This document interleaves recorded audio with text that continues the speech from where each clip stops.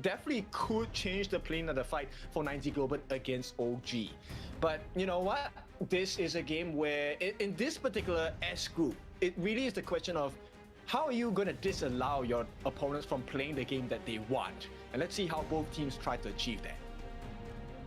Absolutely, yeah. Here's a look at all the heroes and their common skills here. We see Moon actually opt to go to Purify. There is a little bit of crowd control on the side of OG, but I would say it's kind of difficult to purify some of the stuff. Like Keke's push on Guan Yu is not the easiest to purify away here. Speaking of Keke, as we see him start the game here and go ahead and get a little bit of vision here, get poked out by Moon potentially. But I'm very curious to see how this Hano pick does in the late game. Once it's itemed up, I know it's a menace.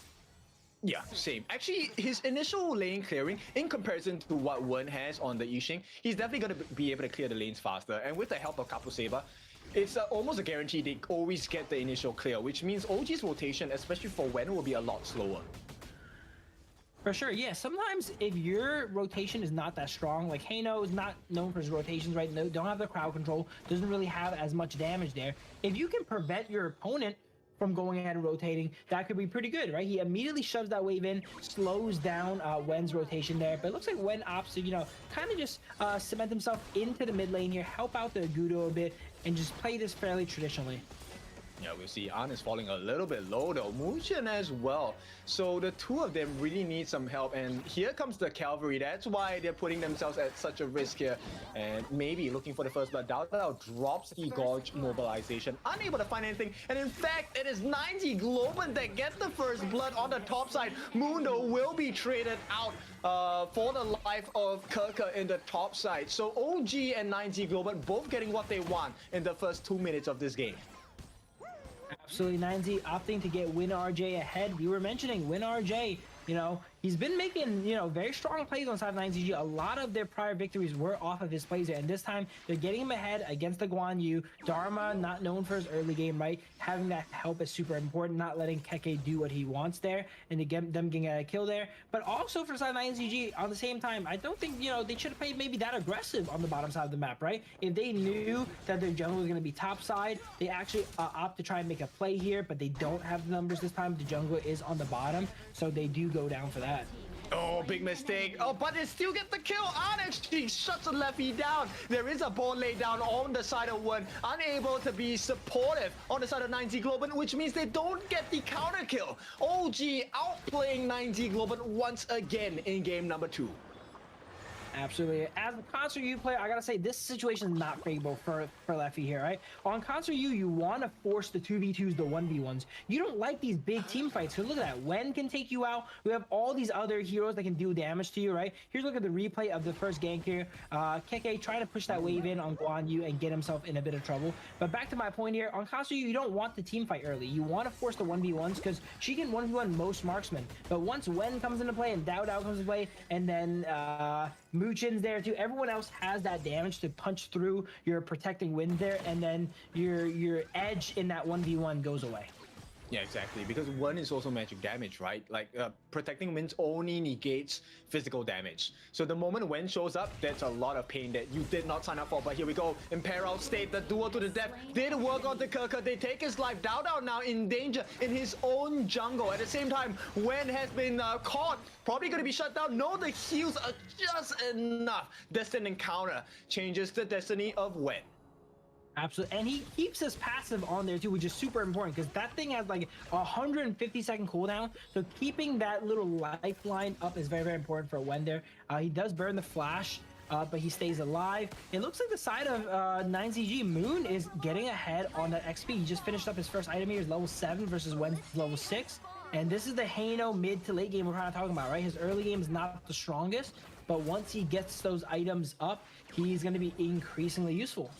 Yes, every Scepter of Fate is an additional win chance, right, for the side of 9Z Global. They're going to start working on this Tyrant at the 4-minute mark. I don't think OG will be able to get the steal here, and it is going to be secured by the side of 9Z Global. Great start, but at the same time, right away, OG has a response, and that's going to come in the form of Kirka pushing towards the top side of the map as the rotation is coming from WinRJ.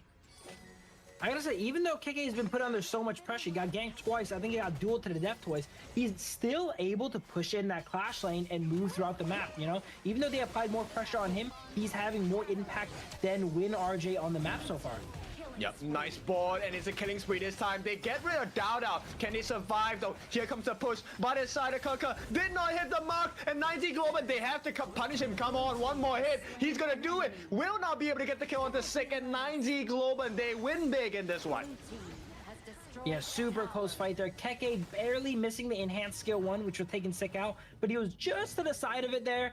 So yeah, he was able to sustain up with extreme speeds and shield up. And you know, Guan Yu's one of those heroes, if it does not kill you in the initial burst, it runs out of steam, and he ran out of steam there in the enemy jungle. Okay, this is the ideal situation for the 9Z Global fans, right? So we need to see more of this kind of aggression coming from 9Z Global. But more importantly, it's really just forcing out the resources from OG, I feel. Yep, their junglers are taking completely different paths here. Dowdow's just been farming, getting objectives. Sick has been spam ganking, it feels like, right? Every single time he has an ultimate, he goes into a lane and makes sure to apply pressure here. But look at this, Dowdow, you know, he's playing the map, he's playing those objectives, right? He's playing Agudo to its strengths, pushes that tower down, opts to, you know, just keep farming up, and he's down a little bit of gold, but for being, you know, 0 kills versus 3 kills, he's not really that behind. Yeah, I like that particular stat itself. So we'll see, because right now, in terms of like kill score 4-2, and goal lead is, it is important. It's just about close to what, 300 goals. So actually nothing separates these two teams. Absolutely. And you know what? Speaking of itemization as well too in gold, last time we saw Musashi, it went full damage, right? This time is actually the opposite. Thick, you know, our residential assassin player is actually opting to play tank Musashi there. He has the Giant's Grip. He's building into, I think, the Dragon's Bane there as well too. So very interesting, you know, adaptation there from the side of Sick. And it's interesting to see that he actually plays tank Musashi even though he's an assassin guy. True. It's actually to buy time, right? Because the longer the fight goes, the better for the side of 9Z Global. And unfortunately, that win condition was not fulfilled. They get the burst down onto Leffy and Capo Saber as well, which means this T1 at the bottom should be traded really soon from the side of OG. In the meantime, we'll see how does 9Z Global recover from this, because once again, the gold is neck and neck. There needs to be something that sets these two teams apart. Absolutely. And while the gold is neck and neck, looking at the Concert you picked, you know, it does not scale that well compared to something like the Long. So the fact that they were not able to be decisively ahead in the early game or make plays is going to be really bad for side 9ZG, because once we get in the late game, we know On is going to be a menace on that Long, whereas Concert U is kind of, you know, going to be a secondary carry, mainly there just to immune some of the combos from KK there, but he's not going to be outputting as much damage as On for sure. Okay, that's a little bit unfortunate. They did commit the duel to the death onto KeKe, did not manage to get the kill. KeKe actually is still considerably healthy, and they might have caught Leffy as well. All they need is a stun. Not going to be happening right now. They want to put pressure on towards this Azure buff. And still, 9Z Global, they're just searching, but they can't find it. Yeah, they're roaming around here. KK is kind of tanky now. He's not going to be picked off as easily as he was in the early without any itemization here. Now he's building the full tank. He should be able to survive some of those. He doesn't rely on healing too often as well too, though, so he doesn't mind the actual grievous effects of the duel to death. But we see another fight come out here. Dowdow is fighting in the enemy jungle once again, playing for, oh, here's a go, duel to death on the 2. That was actually a beautiful duel to death. Knocks up both Muchin and Dowdow, it looks like, as they go ahead and get hunted down. Yep, the finishing blow does happen for the side of 9Z Global. So they managed to get the double kill here. Dowdow and Muchin, very big markers on the side of OG, taken out. At the same time, KeKe is another potential target. But if you take a look at the map, OG, they're putting pressure on the top side as well. So there is some lifeline available. Behold the future. Absolutely, yeah. Even when OG loses, it feels like they don't lose everywhere, right? Look at this. They're down a few kills, but they're actually, you know, even if not up in gold here, the waves are kind of pushing in their favor, right? So they're not losing as badly as you'd see other teams kind of lose. They never really fully lose the map. They lose this side of it. They lose, you know, maybe a little bit in the mid, but they got to make sure they're winning somewhere, right? And in this game, it looks like the waves are kind of in their favor here, making it hard for 9ZG to go ahead and get those towers. I think this is what's cool about watching the games in Group S, right? They're showing you that you can achieve multiple things at the same time. And while that's happening, OG places defense on the mid side of the map. And at the same time, Kirker split pushing to his happiness for now, because there's 3 people approaching him. He has to stay silent. Here we go. Yeah, he's staying in that bush. I've seen this before, right? Keke in the middle of 3 people on the side of 9ZG's team. This time he does not opt to show himself. He probably just safely takes the recall home there while he's scared to death that enemies are going to go ahead and check that bush here. We see 9ZG push back out those lanes because they were going in the way of OG's favor. But we have an enhanced Tyrant comes up, and this is going to be a pivotal point here for both teams to fight for, because this is going to be the thing that sets them apart, as you were mentioning, right? I think he didn't TP. I think he's been set there to wait. And oh no, they have found him. Kaga, he needs to run for his life. The backup comes from the side of Dowdow with the knockup as well. But the Scepter of Fate has been laid down. Where is the damage? They get the heals. And it is a killing spree. Unfortunately, WinRJ has been caught out, and all of that freezing frigid charge is going to be working on the backlines on the side of 9Z Global. And 1 catches 3 with the taking liberties. So what if he has the damage? Hang on, the double kill, the turnaround coming in from the side of Leffy. And it's not looking good. They get the kill to Dowdow as well. And An, he gets the return, the revenge. But a 2v1, Moon and Capo Saber, they're very low. Does OG want to be greedy here? An says no. And for now, after all of that, it is dead even.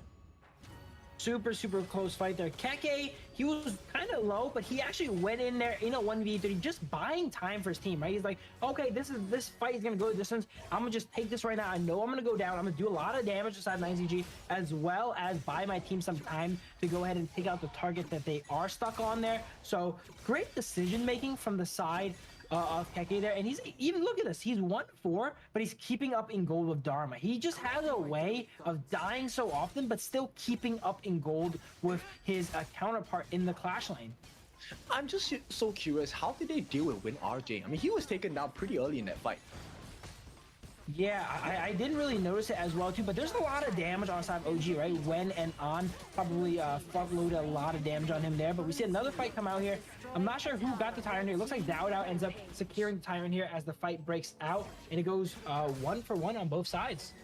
Yep, they could not get that final hit onto the side of Dowdow. And here comes the punish from the side of OG. Do they have the ball? No, they do not. So they will be content with just pushing away the side of 9Z Global. In the meantime, there is a bit of pressure coming in the mid. Nice work by Leffy to make sure they have access into the jungle because of the pressure in the mid T1. And now they get a freebie in the form of the Azure buff. This one goes in the hand of Moon. So perfect start and recovery for the side of 9Z Global.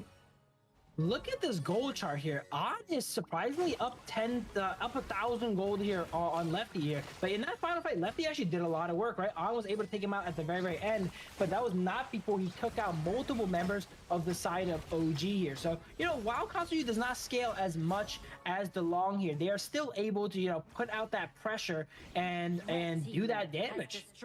But the map control always seems to be in OG's favor. Somehow they're taking another T2, and now the board is laid down. Does not catch anyone. And hang on, hold on. The fishing net has been unleashed. They force out the unending sorrow from inside the Capo Saber as well. But Kirker, he is just a menace. He might give his life for this cause. He does not have the ultimate anymore, and he will be taken down. Honestly, Keke would have probably escaped there if not every single person on 9ZG's team ulted him down there, right? He got dueled to the death. He got jumped on by Concert U as well. The whole time he's getting slowed by Moon as well. They literally threw everything after him there, and they barely got him. But they did get him though, so now they do have a numbers advantage for this enhanced Overlord fight. It is a 5v4, and I kind of want to see WinRJ join and put some pressure in some of these fights, right? We've seen Keke do a lot of work recently, but WinRJ has just kind of been farming, you know, waiting for his time.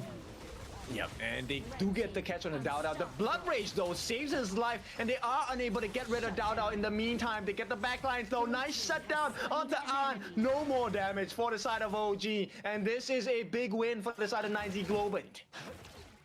Absolutely. These fights are really close. I was saying that the game with BTK and Boris earlier was the closest game. This is the new closest game here. Look at this. 14 minutes and the teams are neck and neck in gold and kills and objectives. And these are two teams from Team S here, right? Like we don't usually see games like this come out from OG where they're being pushed this much. Yeah, this shows the potential of 90 Global, one of which everyone has been very open and clear. They have noticed this since day number one, even ranking week. And once again, Dao Dao plays in a hold position, a nice Truth Mantra, and they should be able to get the job done. Dao Dao takes another fall. In the meantime, it is OG. They're trying to go for the split push at the bottom. Will be instantly cancelled out by Leffy, which opens up the map. This is sick. He does have the smite as well. OG, can they really go for the steal here? There you go. They're getting it really, really low here. They're contesting it, but they do not have the smite available. It is just going to be whiff skills here. But no, Masashi goes ahead and smites it away. But I got to say, we were mentioning that WinRJ was not doing much there in the early game, and he really wasn't. But now that we're into the late stages of the game, he's making plays. He's hitting truth mantras here and catching people out. Because Keke was definitely pressuring the side of 9ZG in the early game. Now he's starting to fall off kind of on that Guan Yu, right? He's giving away a lot of gold to the side of 9ZG now, and it is kind of their time to shine here on side WinRJ. Yes, so I think if we take a look at the timers, right? Every 2 minutes, we just need to focus on WinRJ because his flash will be off of cooldown. There is the potential of the flash truth mantra as well. That's one big thing. But the other thing is we also have to pay our eyes and attentions onto Kirker because he is one frigid charge and a Razor Cavalry away from changing the entire team fight. Yeah, both Clash players are going to be very, very pivotal here. I'm starting to notice, yeah, Clash in professional play here can make so many plays. They are the miracle makers, right? They can make or break the team, win or lose the fights. And it looks like, ooh, WinRJ, that might have been the lose the fight situation as he gets caught out. Yep, they do get the push in. It's 2 lives for the price of none so far. It is a double imperiled state. They do get the kill. On to Sick as well. Everything was going well for the side of 90 Global. And all of a sudden, it is now them on the run. Moon, he has to run for his life. They do get the trade in the form of Muchen. But it's a triple kill for An as they start to work on the rest of the structures on the side of 90 Global. They will let that Shadow Overlord make its work on the top side for the side of 90 Global because they will make a trade immediately. A T2 open up when falling a bit low. I believe he is passive. I'm not sure why he would risk his life at this point. But for now, board is going to be set down. They want to push him away because if he steps a bit too close, he will get taken out. But here comes that recovery. T3 going to be recovered. There we go. The Halo pick coming in clutch, right? Like, sometimes I think that tower recovery is a bit of a gimmick, but right there was a perfect example of the power of Halo. Being in a 1v3 situation, you know you cannot hold that tower, but guess what? Once it goes down, you can just bring it back to life, and that is a full health tier 3 coming back fresh. Yeah, but is that really a good advantage? Because 90 Global now, they have a tier 3 broken on the top side of OG's base. Isn't that disadvantageous for them? I would say it's good for them, right? That OG lost their high ground here. If I recall correctly, even though you bring back the high ground, it still spawns elite minions for the rest of the game. If I'm correct, right, Ken? Yes. Yes. So while they have that tower there to hold off those minions there, the effect of the tower going down still takes place there. So OG definitely had that idea in mind when they were pushing towards the Hano. They know they're going to go ahead and bring it back, but what they care about is those minions, right? And with those elite minions spawning, they're always, wow, look at that flaming palms on the tower. Holy. Like a 60% health damage flaming palms there like eviscerates that tower. Again, they bring it back to life, but now that lane is going to be permanently spawning elite minions now. Yes, and they will force them back on the side of 90 Global. So OG, I mean, this really is a very OG-esque kind of game, right? It never looks like they're truly winning, but across the map, when you really break down the information, OG are in a dominant position here. I don't know if I want to say that it never really looks like they're winning, because I've seen some games from them where they look like they're winning here. But yeah, this game is definitely a lot closer, right? 9ZG's giving them a real run for their money. They're actually up in kills. Now, that is definitely very impressive against OG being up in kills here.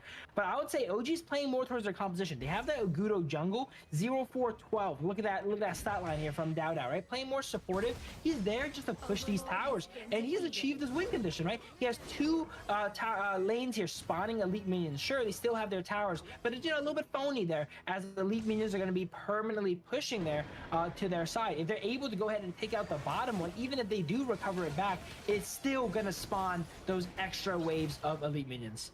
Yes, and one of the composition's strengths on the side of OG is the fact that they are known tower takers. They will melt turrets in an instant, right? So, there is a lot of structural damage incoming from the side of OG. Yeah, I like the Hado pick to recover the towers, but these are kind of the worst towers to recover. Yeah, you want to recover the tier 2 or the tier 1 towers because, Whoa. you know, they're only towers. They don't have that extra, you know, elite minion effect. When you bring these back, those elite minions, unfortunately, are still going to be going here. Yes, and you can see like how devastating this effect is. Look, in the span of 30 seconds, they have gotten the turrets, and holy, they will force out the ultimate, and the bursters come in. The rampage for An as they look to set their sights upon the crystal. OG, they have locked them wow. off. Like another nice catch by Kirker, and this is what they were waiting for. OG just needs to hit the crystal, but they're falling a little low right now. Dao can change the entire team fight. All they have to do is to get the kills. The ball laid down. They've caught everyone, and 9Z Globin. That should be the end of the game. But Sick has other play. He wants to go for the 1v5. But the minions. pace will not stand the test of time. And OG win game number 2. 9ZG actually won that final fight there, it looked like, right? They had a little bit more time. Yeah. But those Shadow Vanguards there, the enhanced Shadow Vanguard, they do so much.